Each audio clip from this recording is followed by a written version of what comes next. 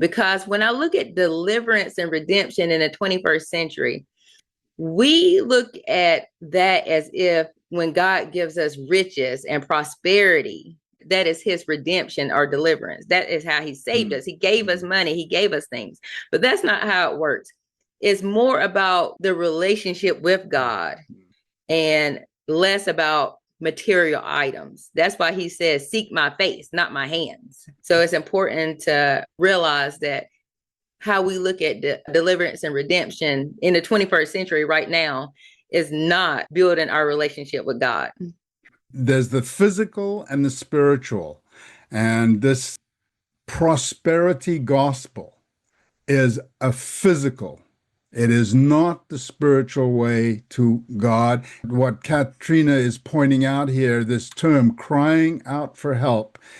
Yes, we should be crying out for help, but make sure you get the right kind of help.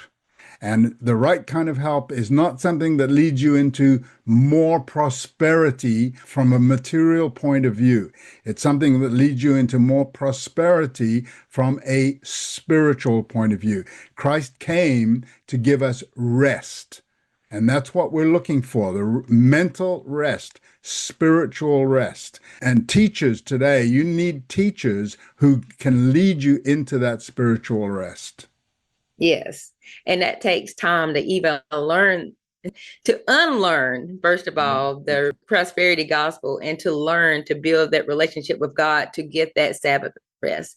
That is something that I continuously go through even now. And it's been at least 4 years. And I still have to remember, take the rest in God, trust his way. And that's important. Now, the reason we're really wanting to bring up this cycle of sin for the church is we're going back to the beginning, the nakedness from Genesis to Revelations. Both are very similar.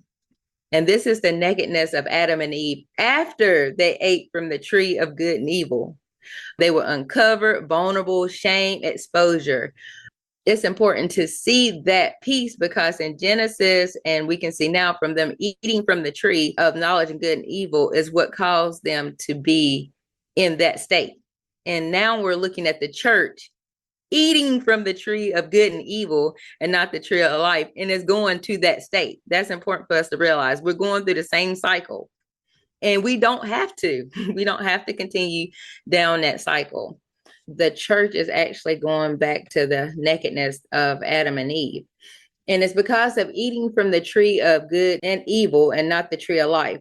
So that's when we get back to our Matthew study and we go to the next verse where it says, but when he saw many of the Pharisees and Sadducees come to his baptism, he said unto them, O generation of vipers, who have warned you to flee from the wrath to come? Uncover the mystery of Adam and Eve's nakedness. Unravel the ambiguous connection between the Hebrew term for naked and the serpent's subtlety. Join us for this free mini-course and gain a profound new perspective on biblical Hebrew. TheExplanation.com/naked